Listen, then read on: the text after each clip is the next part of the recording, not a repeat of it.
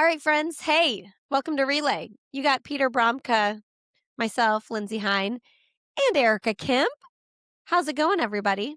I'm just scrolling this list of Boston registrants in the women's pro field. Anyone I know in here? Well, we're so cool. Let's go. We're so cool that we have someone on the list on the call on the regular. I'm just proud of you for hitting that BQ, Erika. Way to go. Thank you. I mean, if there's a goal I have every year. Yeah. This list is so crazy. Erika got on the call, you guys, before we hit record. And Sidious posted the list, the 2026 Boston Marathon Women's Professional Field. I immediately looked at the right-hand side because I didn't read the top well. I didn't read women's. And I was just thinking, oh, men's on the left, women's on the right. And I was like, Erika, I thought you were running Boston. She's just so fast. She's on the first list. What's the sound for a mic drop? Do you know Erika's PR? That gets you on the left-hand column. Booyah. Who's not running Boston? This is crazy.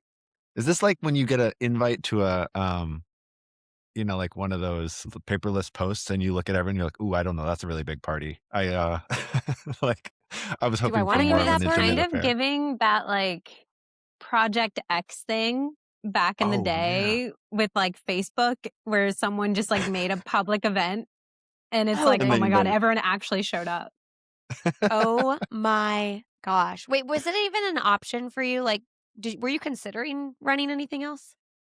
Well, the other option was nothing, which was my initial feelings right after Tokyo. I was like, I don't want to do a spring marathon. I want to like do some shorter road races and like was not really thinking about running anything in the spring. Granted, I have run Boston before. It's close to home. They're really nice to me. So I was like, worst case scenario, if I like got to like end of March and was like, I'm ready to rip a marathon right now, I could have a place on the start line. But then I just like started to like turn a corner and feel way better towards like end of October, early November. I was like, you know what? Like I need something bigger on the calendar. I'm feeling recovered. I need something to like be excited about. And I had a couple good workouts that were like, you know what? Maybe training for another marathon isn't so bad. And I like started to get kind of excited about it. And here we are. Now we're like committed to it and it's public knowledge. Yes. So we're all in for it. I realize it's that time of year where I start to catch myself like, am I allowed to get really excited about Boston? And I'm like, no, I have to hold off like my true like enthusiasm. Like, because I'm looking at the list and I'm like, there is one notable name not on here. I don't see Helen O'Beary's name. I was going to say Helen. Yeah. Did you notice that? All right, fair. That's what pops out to me when I see Sharon Loketti. I'm like, where's Helen O'Beary? Do you think her and Sharon are like, just like, are we sick of going head to head? Yeah, like go, just you go make some noise somewhere else. I'll make. Oh no, I don't know. Yeah, I once asked Laura Thweet like, what's Helen running? And she's like, what do you think she's running? I'm like, all right, sorry, I just thought maybe she has multiple. She's a former world champ. Wait, you said that to Laura, and she said that? I think it was like in the spring, and I was like, oh, what's she doing this fall? And she's like, what do you think she's doing this fall? And I'm like, all right, fine. Sorry. Well, I guess we should have asked Laura that question when she was on my podcast for the spring. I suppose so. She's not on this list. Wait, so Erika, you've run Boston one time. Mm-hmm. Okay. Oh, I thought it was two. Just my debut. It was the debut, which we've heard more backstory to, and how like there's a lot of time left on the table for a variety of reasons. I get excited for Boston because it's really about February into March is when people start to go, wait a second, this can be a fast course. And I think there's a perfect storm of when people start to think of it as like something they can just hit a home run with corresponding like fireworks, let's just say. Some people do. And then there's a lot of my friends, namely, who end up like, crying on the side of the pavement, like, what happened to me? And I'm like, do you remember this Instagram post from February where you said I was going to give a full send? So I was curious, like, this list is this is the women's list of very talented, experienced people. But like, how does that, I would imagine the dynamic plays out sort of similarly. Like some people start to get really big eyes, like, I'm going to go for it. I mean, like, looking at this list, I feel like everyone has, like, a very similar energy of, like, we just don't get to race all of these people at the same time, so it's, like, it's so unbelievably exciting outside of, like, the Olympic trials. Like, you might as well Oh, call yeah. this, like, LA 28 round 1. Like, Totally. that's the energy I'm getting from this list in, like, a very good way. Like, it's gonna be I mean, it's Boston, so, like, it's gonna be tough, but like we've seen, it can also be very fast, and you really just have to like bring your A game, or the field's going to leave you behind, the course is going to leave you in tears. So I mean, it's exciting, but it's for sure a little intimidating. I love that you and your Brooks girlies are all together here. Like, your PRs are so close to one another. We talked about this when the three We of you got the came on my band back podcast. together. Got the Dun, band dun, back together. dun. But this is like Olympic trials and then some, because you're also getting the Sharon Lokettis and Mary, who I keep trying to have on my podcast. Mary Nagugi. I Love want to her. interview her so bad. Mary, Oh, yeah? come on, Mary. I Oh, want you on my I'll show. reach out to her. Do you know her? I've spoken with her and her husband. Really? He's got a Yeah. contact. Okay. All right. We were mutually like acquaintances of Tommy Ribs when he was sick half Okay. decade ago. And so then at Boston 21, I gave her and her husband this like hot pink Tommy Ribs t-shirt, and she posed with it with her like, with her finisher's bowl, the glass bowl that you get for finishing on the podium. I was like, all right, that's pretty cool. Like, we all we all get Such a casual flex. Erika, for a race like this with this, I mean, first of all, is this the most stacked you think you've seen since you've been like running pro? I mean, at least in terms of US women, yes. For sure, by like a long shot. I think in general, it's got to be close, but I don't know if it's like literally the like deepest. You would have to like go look at like past Boston fields and maybe a couple of those New York fields, because some years they'll get like 10 women who've run under 220, or they'll get like 5 defending champions. So it's like, sure. I'm not going to go out and say like, oh, this field's deeper than that, because when you have multiple defending champions, it's like, they've been there, they've won the Olympics, you know what I mean? Like, we don't have Paris, but it'll still be very, very deep. When I'm looking at this list and thinking about your race and, where you are on the list, which we all know that like Boston is like this is a racing course, right? Like, you're not it's a time, whatever. How do you plan what you do? Like, do you pull a Des and you're like, I'm going to do what I'm going to do no matter what anybody else's do? Or do you think like, I'm going to stay with certain packs? Like, how do you process that? You never plan on someone else's plan, because you just like have no idea who's going to show up. Even if they're like in the best shape of their lives, you don't know if they're like dealing with like a nagging injury. Like, oh, they had this incredible build and they're super fit, but they have this like hamstring thing, or like their Achilles has been bothering them and they line up anyways and they have a great first 10 miles, or just like maybe they got sick. So like they're a little, like off their best form, even though you just saw their Strava workout like 2 weeks ago and you're like, they might win. Like, you just have no idea how someone else is going to feel, or what their race plan is, or like what they're going to do. So like, no matter what the race is, you have to run your own race when it comes to the marathon, if you're trying to get to the finish and finish well. Because like, if you go off on someone else's plan, you have no idea like what you're getting yourself into. And the marathon's already like so unpredictable. The least you can do for yourself is run your race. It's just such a confusing race. Yeah, Like- I feel the same Like way. watching it online. I mean, I've often tracked like on the sidelines, and you're like, oh, they're sort of at this pace, but the reality inevitably is like all these accelerations and slows, and they're like, wait a second, they were just running super fast and now they're jogging. Like, And then you get to the finish, and there are people who were like several minutes apart at the beginning who finish within 2 seconds of each other. And you're like, they ran 2 very different races on the day, and they both Very. finished like within feet of each other. So like, there's a lot of ways to get to the finish line, and you just have to feel it out for yourself. Like, I mean, last year you saw Annie Frisbee like go with that top group, and you saw Jess go with the chase pack, and ultimately Jess did catch her in the last like 800 meters, which is crazy because a marathon is like 26.2 miles, and to like have someone catch you that late is insane, but also like very normal. And like we've seen so many close finishes and people like, especially in those top 10 spots, and they got there very, very different ways.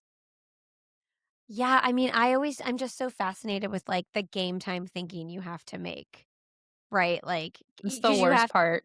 I Like I it's I it's literally so can't put many myself decisions. like, am I gonna go? Am I gonna hold back? Oh, Mhm. That's my number one thing I look for in, like, sniffing out people. Again, I'm talking about amateurs, like, who are gonna fail is, like, when they're overly talking about splits, and I'm like, "Oh, that's cute." Like, yeah, you're Or just like gonna having split it on one up until singular mile plan. 17 when this thing Yeah. just, like, smacks you across the face, and, yeah, that, like, sense of fatigue, of not just, like, quad fatigue, which is for sure, but, like, "I just want this to Decision be over." fatigue. You're like, Yeah. I've already made 1,000 choices and I'm at mile 17 and like I still have so many more choices to make. But that's why people are always like Dakota said it before, like you try to shut your brain off as much as mm, possible, but like mhm. to do that effectively and like competitively, you have to be real fit and like very in tune with your body. Yeah. Oh I my give this gosh. whole, workshop around the Boston Marathon, and I describe it more as like a skateboard trick than like a hill climb. Like, New York is hard, and it's just like, "Oh, it's these grinders," whereas I feel like Boston feels similar to my friends who would, like, hit a skateboard trick, or other times the skateboard would go sliding out, and they're like, "I almost hit it," and they're like, "But then I hit my face against the pavement." Oh, You're like, yeah. the trickiness of it is what's so wonderful. Erica, do you imagine that you'll be able to, like, get up on the course quite a bit since you live so close? I think literally the answer is yes. It's like, will I go up on the course much? And that answer is probably no.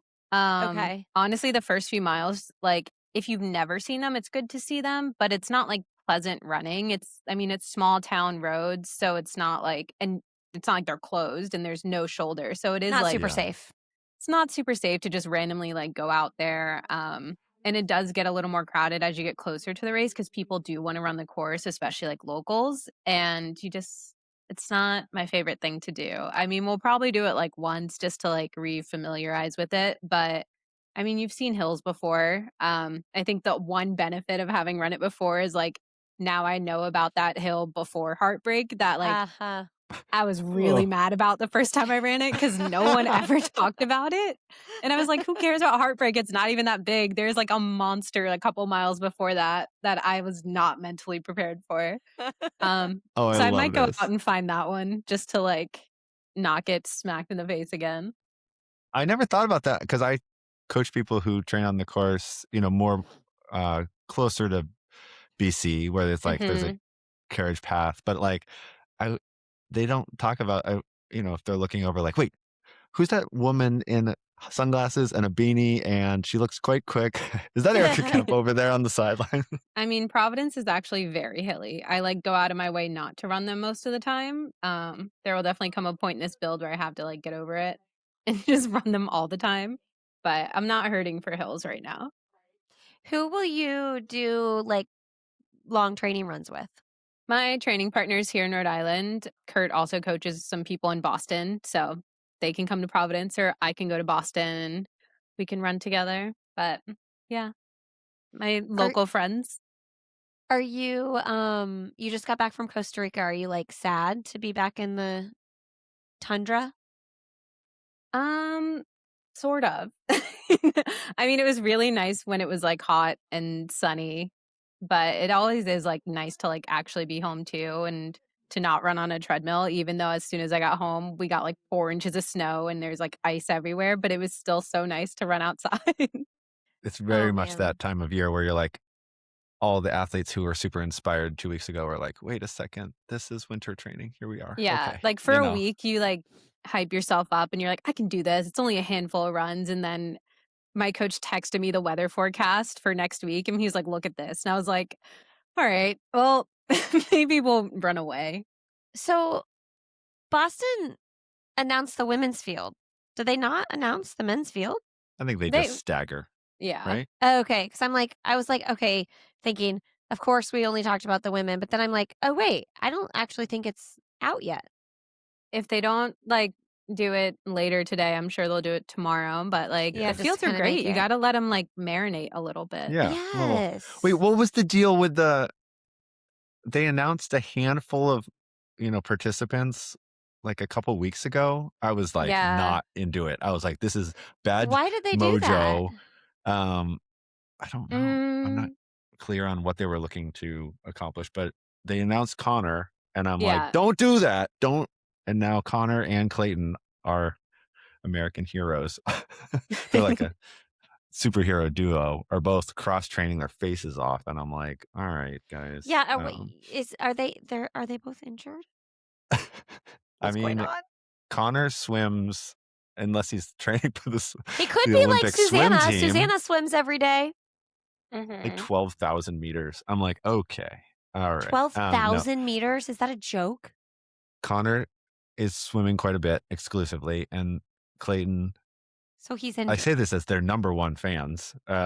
Like Clayton is doing some running that I'm like, dude, stop doing that running. Like it's Like let yourself heal, whatever it is. yeah, like I don't know. It's just like a little Oh. bit of this and a little bit of that where you're like, it's that thing your friend does when you're like, it doesn't hurt that much after a couple of minutes, and you're like, no, like Mm-hmm. that's not going to get you to sub I know 208, which someone is who's done that before. Okay.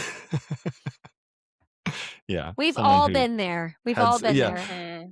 Lindsay's like, don't judge. No, I'm not judging. Not I with just Boston Marathon podium finishes on the line though. yeah, no, it's the expectations are high. Yeah, I'm sure we'll hear about the men's field pretty soon. I was curious, Erika, your thoughts on training with training partners Mm-hmm. versus how we might, you or any athlete actually might mimic the moments where they are having to run their own race at Boston. It's like it helps to I mean, train I with do others. do a lot of long workouts like on my own just because that's how my schedule lines up. Like I Mm, don't work out at 6 a.m. before like going to work. So sometimes it is hard to like find someone to run with. Or just like I have like an extra couple of like recovery days between my long runs. So I'm not on like a regular like workout schedule. It's just kind of like whenever it makes the most sense for us. So that means I might be doing a long mm, run workout on like a Thursday, which like yeah. no one works out on Thursdays. But or Monday. Monday's actually the worst because that's a wild way to like start your week. Yeah. But Mm. I mean, those are really good moments for like practicing for those like long stretches of like being alone because especially when Kurt's there, it's great. And like he can be my bottle station. He can like, he is a coach like the whole time. And like that's great. But on the ones where I'm like literally by myself, like those are because there's no one watching you. And I feel like Hmm.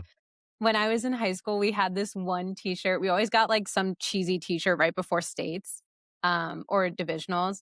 And one of our slogans one year was like championships are won when the stands are empty. And we were like, what is this? And it was just a picture of empty bleachers. But like as I've gotten older and like had to do more like really tough sessions like by myself, I get it. Like there is literally no one watching you. You do not have to work that hard, but like those are the moments you find out like how good do you want to be and like how bad do you want it? Because you're like, it's cold, it's windy, this sucks. Like you know what I mean? No one's checking my splits. I don't have Strava. Like I could just go home. I don't have to do this, but you're like, but I want to. And like for Mm. me, I'm like, I know my competition is giving everything they have. I cannot show up unprepared. So like as awful as this is right now, like I will do these 10 miles as hard as I need to. Like I will do everything in my power to get this workout done.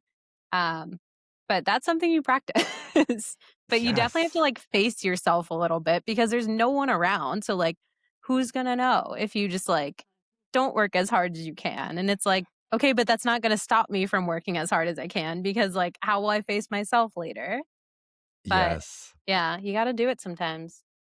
I also love what you just referenced there, which is like running hard given the conditions in a moment in February Hmm. and having confidence that that'll translate to running hard in different conditions. Like a couple months later, it's like it's still running. It doesn't have to be all show up on your watch as like you're exactly progressing in this exact way. Yeah, I mean, I'm in the red, so like I know I worked hard enough. It's like, forget what the split says. I promise I worked hard enough today. I couldn't have done anything more. Are you a Strava poster? No, No. Okay. You No. don't I've even have never had that app. you've never had it. Okay. No. I know you referenced it a moment ago, like you might look at it. I'm like, does she have a No, I burner? mean more for like when other people are like, I've literally run with people who are concerned about their Strava profile, and you're like, I need you to relax. I know, Oh. I know you have it hooked up to like auto upload, turn it off, or like turn Yeah. it off for today. Like it's not going to look pretty. It's not that kind of day. There's like a monsoon happening. Like just relax and like get the work in. It just like seems stressful.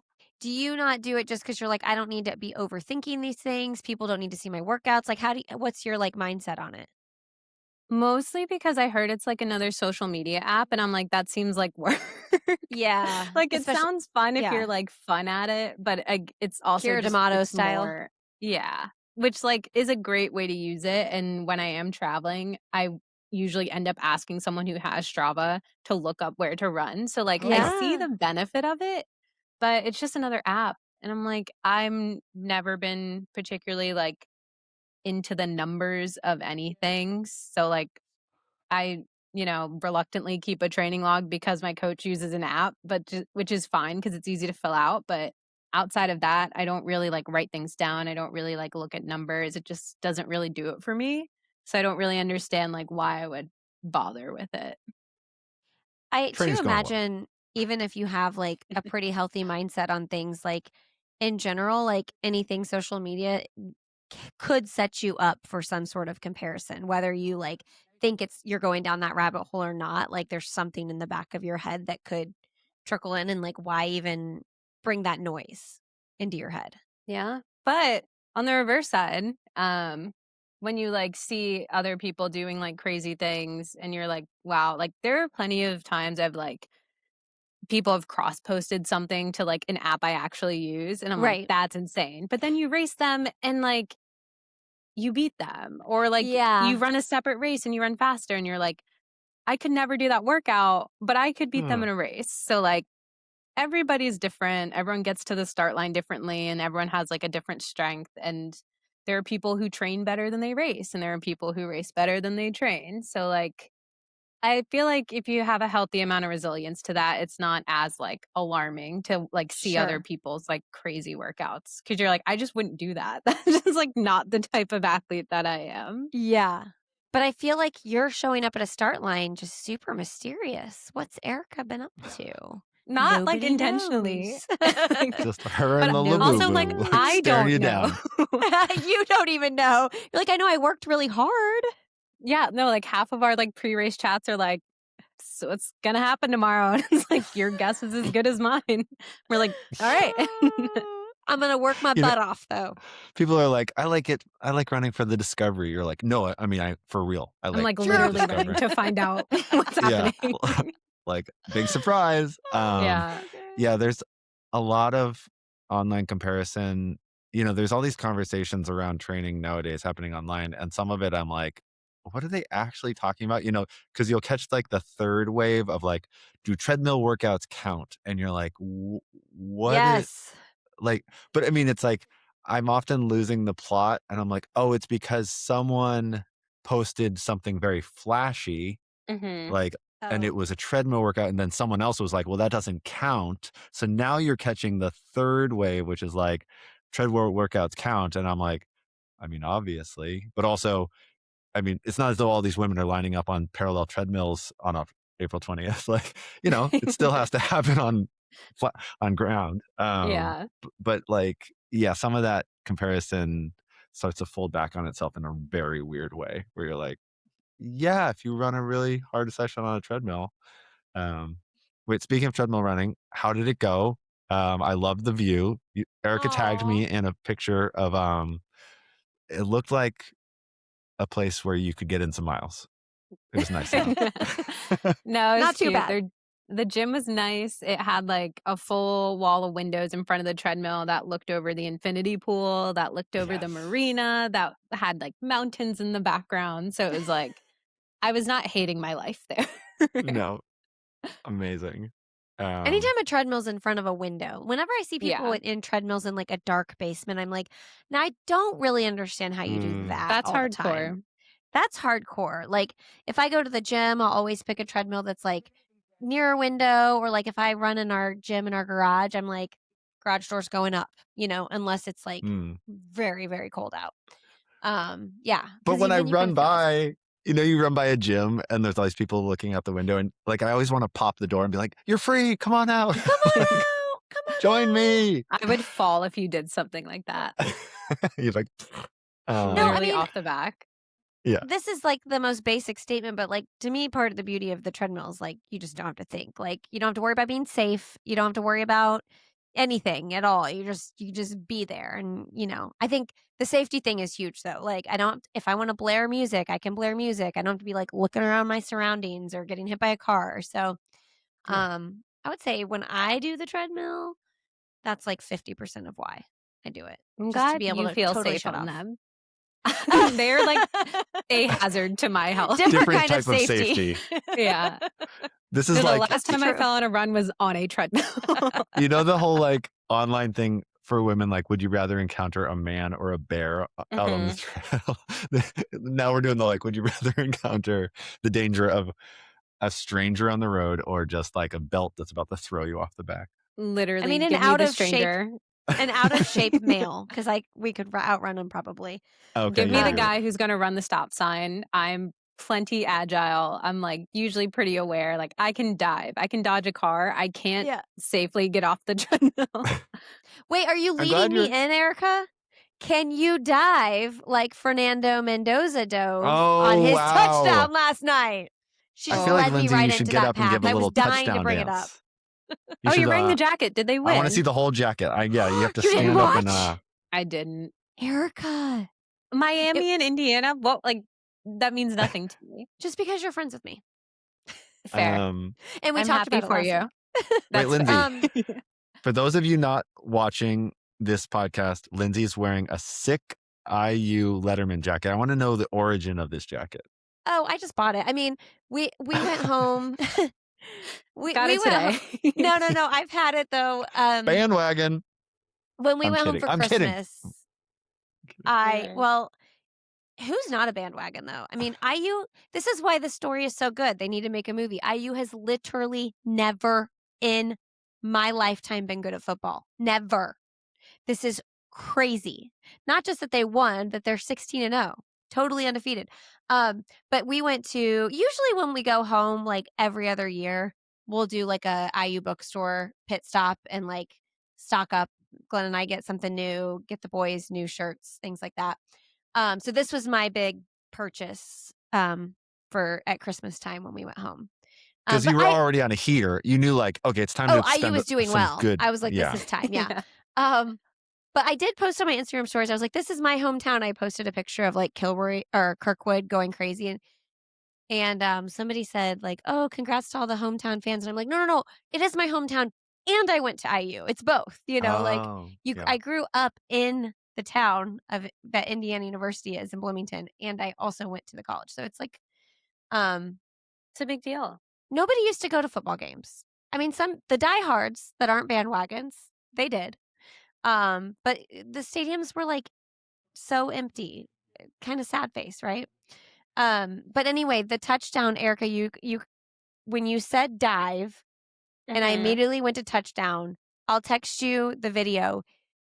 It is the most insane touchdown. It is crazy because it was pretty impressive.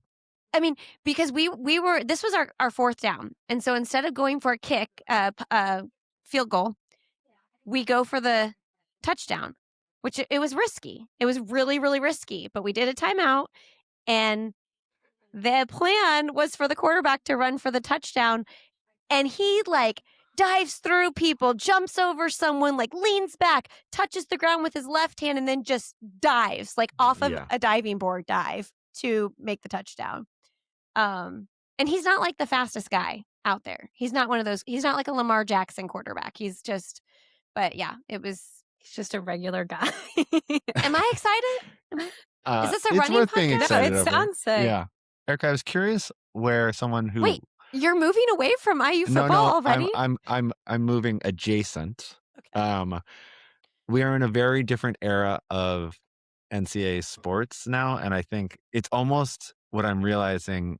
I follow somewhat, like I'm not a rabid NCAA sports fan, is that like we almost as fans don't know what's going on until some downstream effects like occur. So like, a lot of the NIL stuff isn't public. And then, Mm-hmm. so then you're not really sure what you're seeing until it plays out over some time. So I want to give Lindsey and her Hoosiers full like storybook Disney movie credit, and also acknowledge that we are in an era of, what did they say?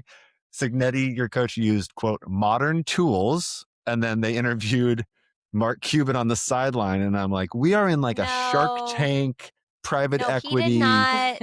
Mark Cuban did not fund this. And by the way, every single coach. It's okay if he did. It's okay if he did. This is the new era we're in. It's a little different than like, remember the Titans. Like we just got some shoestring. I mean, it's just a different era. Every and I coach don't know does. Every coach is utilizing money. We could have the. All right. I was curious how Erika, as someone who ran and who competed at a Division I school, thinks about Division I athletics right now. Yeah, I mean, I feel like it changed a lot as soon as I graduated. Like I graduated 2018. I had a very normal, fantastic experience. This was like pre-NIL, pre-massive transfers. Like you still needed like your coach's permission. This was before the portal and all those things.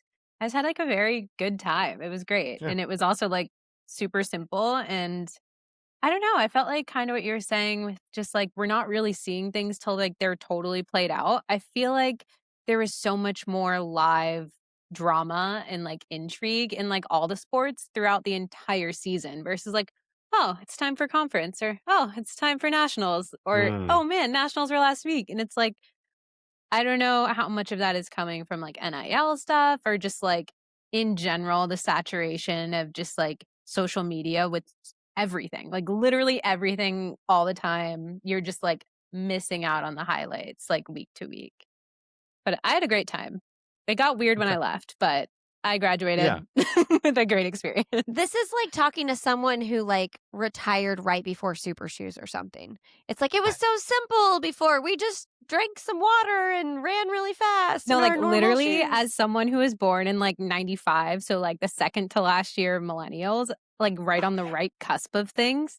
So we were like the youngest of the millennials, and like we grew up without cell phones, but we got flip phones when we were in like 8th grade. So like I had my first cell phone in 8th grade, but that still means I went through all like the wild, cringy elementary and middle school years without a phone. So like we were super cringy and super wild. Yeah. And then when we got to high school, we had cell phones, but they were like, we didn't get smartphones till senior year. So like, you could play like they weren't great. Nokia. Yeah, we weren't recording everything. We weren't posting because Instagram didn't come out till like my senior year. So again, like, we went through those very formative years without social media, but then we got it in college, but it was still new. So no one was like obsessed with it. It didn't like rule our lives because it was just like so new. We weren't used to it. And we were also still posting like cringy things because that's how all of social media started. But like I got to like the age of like 20 without any of that like weirdness. So I feel like we all have like a decent sense of like self-esteem, and like we don't need all of this like social media like validation, and we weren't like crazy as kids. I mean, we were crazy, but like offline crazy, not like didn't see it. You weren't doing it for clout. You were like doing whatever your friends. Yeah. No, we were doing it for the plot, like to tell someone later.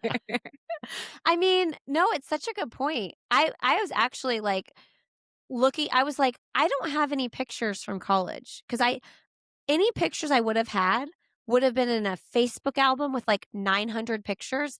And my Facebook got hacked like 3 years ago and like everything got wiped. So I texted like a handful of girlfriends this morning. I was like, do you have any pictures from college you can send me? Because I was like, I just want a picture like from being at IU, like, and can you imagine now, like everybody has a million pictures from like every day of the week almost, I mean, I haven't lost my phone since college, but like how easy it was and how normal it was to like go out somewhere and then just wake up without your phone and you're like, where did I leave that thing? It's like last time I saw it was like 8 p.m. Like thankfully I find my iPhone like actually works, but like could never imagine doing that now. No.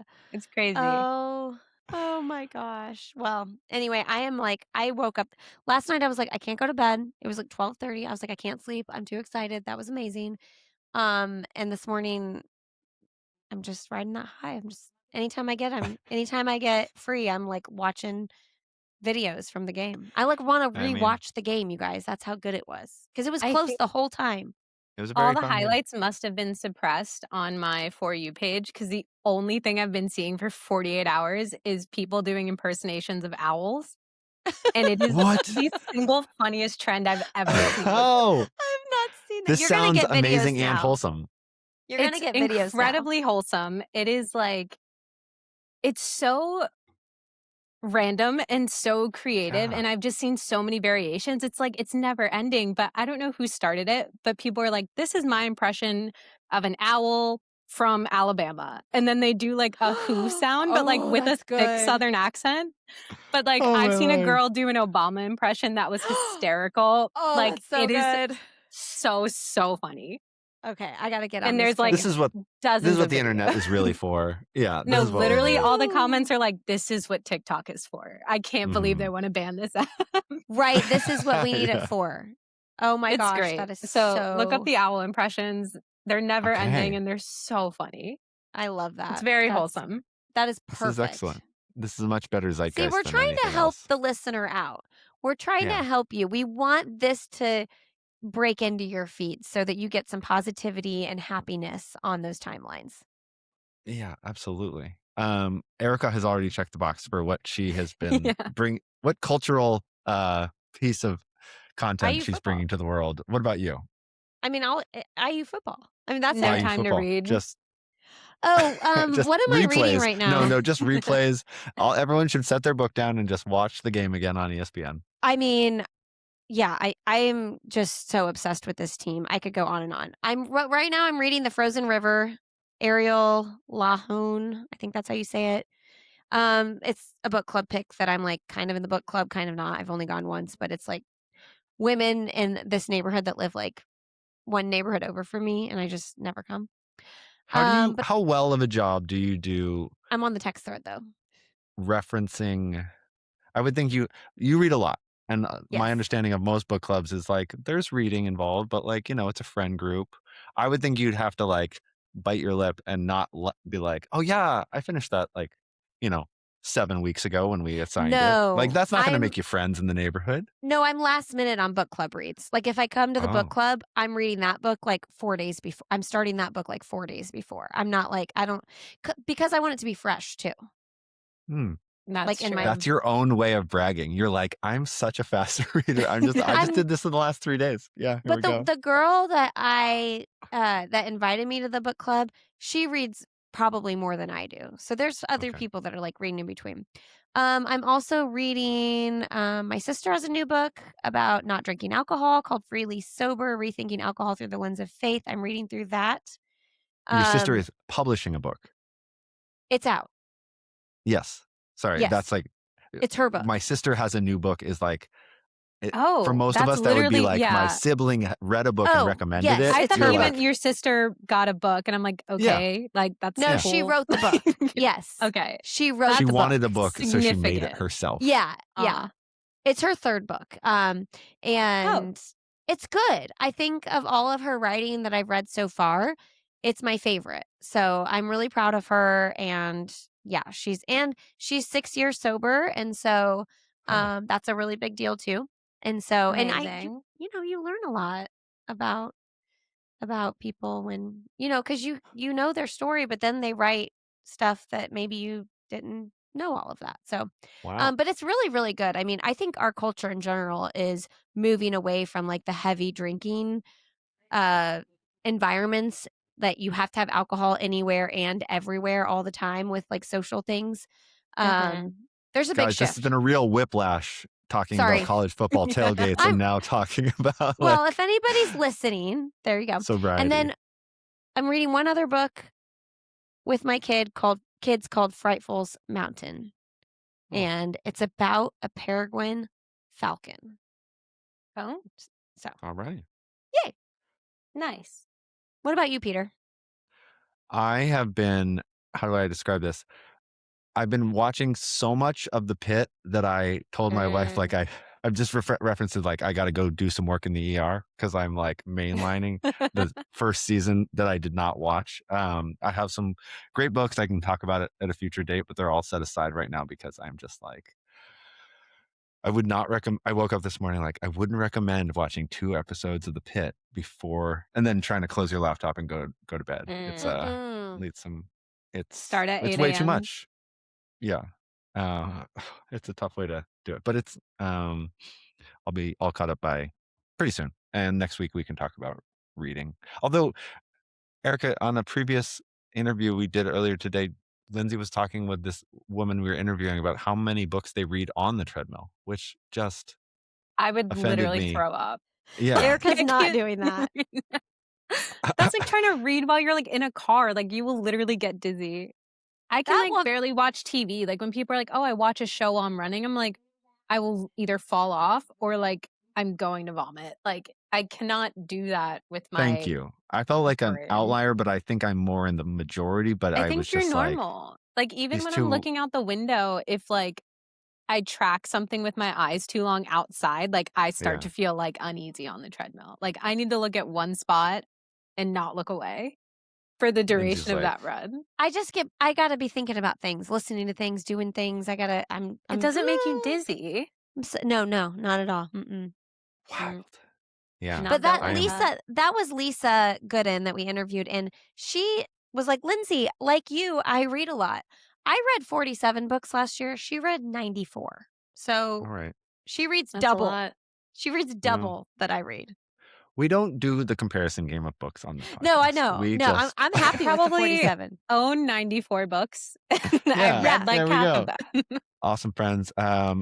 We're still a week and a half out from indoor season truly firing off. So don't worry, Lindsey. I will make sure that we celebrate fast indoor running when it commences fully. There's been some, but we won't slow you down just yet. Thanks, friends.